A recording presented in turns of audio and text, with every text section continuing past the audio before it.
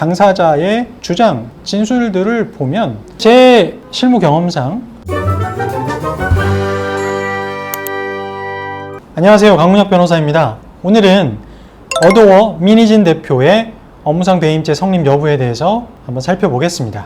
민희진 대표가 어도어의 대주주죠. 모 회사 하이브로부터 업무상 배임죄로 형사 고발당했습니다.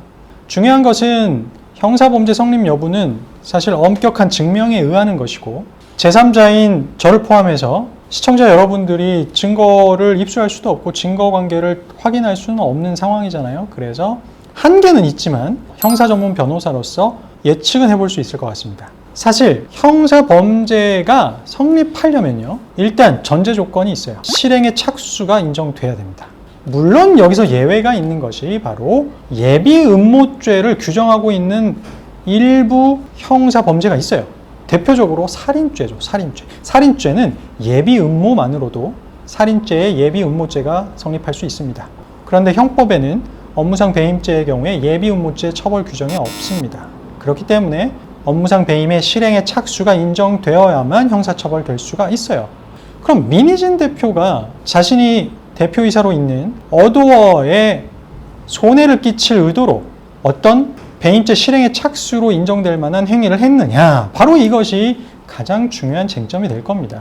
기자회견을 통해서 드러난 점들을 보면 일단 어도어 경영진이 나눈 카톡 대화, 소위 단톡방 대화가 있을 겁니다. 거기에는 하이브 측에서 주장하고 있는 소위 경영권 찬탈 시도가 바로 이거다, 이런 얘기가 있죠. 제가 볼 때는 경영권 찬탈이라기보단 어쨌든 어도어 입장에서 가장 중요한 뉴진스를 데리고 함께 동반 탈출하는 계획에 가깝지 않나라고 생각하는데, 그 어떤 계획 비스무리한 내용이 담긴 카톡이 업무상 배임의 실행의 착수로 인정될 수 있을까요? 이런 질문을 하나 할 수 있겠죠. 그런데 제 실무 경험상 그 정도 카톡 대화만으로 업무상 배임의 실행의 착수를 인정하기는 어렵다고 생각합니다. 예를 한번 들어볼게요. 업무상 배임 사건의 대표적인 예가 바로 법인카드 부정 사용입니다. 법인카드를 본인이 개인적으로 편의를 위해서 사용했다, 그러면은 업무상 배임죄가 성립할 수가 있어요. 그런데 나 법인카드 한번 개인적으로 써보면 어떨까? 동료와 그런 대화를 나눴어요. 이게 배임죄의 실행의 착수로 인정될 수 있을까요? 같은 맥락으로 보입니다. 그래서 뉴진스와 함께 동반 탈출하고 싶어. 나 이 회사 너무 마음에 안 들어. 그지 같아. 이 회사 떠나고 싶어. 라는 어떤 대화를 나눴을 때 그것이 업무상 배임죄라는 형사 범죄의 실행의 착수로 인정될 수 있는지는 저는 개인적으로 의문이 들었어요.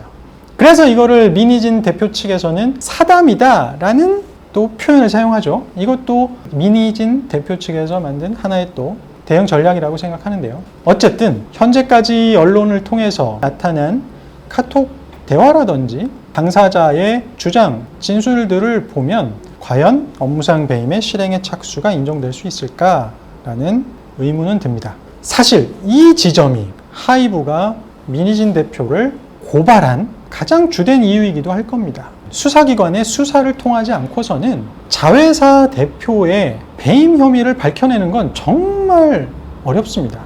왜냐하면 법인카드를 사적으로 유용한 사건이다, 그러면 내부적인 감사만으로도 나름 증거자료를 확보할 수가 있을 거예요.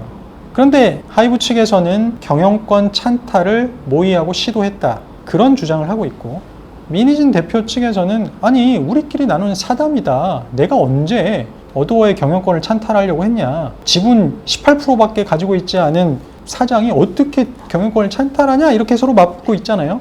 그럼 결국은 하이브 측에서 말하는 경영권 찬탈 시도, 제가 개인적으로 생각할 때는 뉴진스와 동반 탈출할 엑시트 계획, 이런 것들이 어디까지 진지하게 논의가 됐고 어디까지 구체적인 실행까지 이르렀는지는 수사기관의 수사를 통하지 않고서는 밝혀낼 방법이 없는 거죠. 그래서 하이브는 재빠르게 형사 고발을 한 것이 아닌가, 이렇게 예측을 해봅니다. 향후에 수사 절차를 통해서 이게 그냥 누군가의 개인적인 사담인지 아니면 정말 그 계획이 물밑에서 구체적으로 진행되고 있었는지에 따라서 민희진 대표의 업무상 배임죄 성립 여부가 달라질 것이고요. 이 점은 향후 수사 결과를 지켜봐야 될 것 같습니다. 오늘 강변이 준비한 내용은 여기까지고요. 다음 시간에도 유익하고 재미있는 영상으로 찾아뵙겠습니다. 시청해주셔서 감사합니다.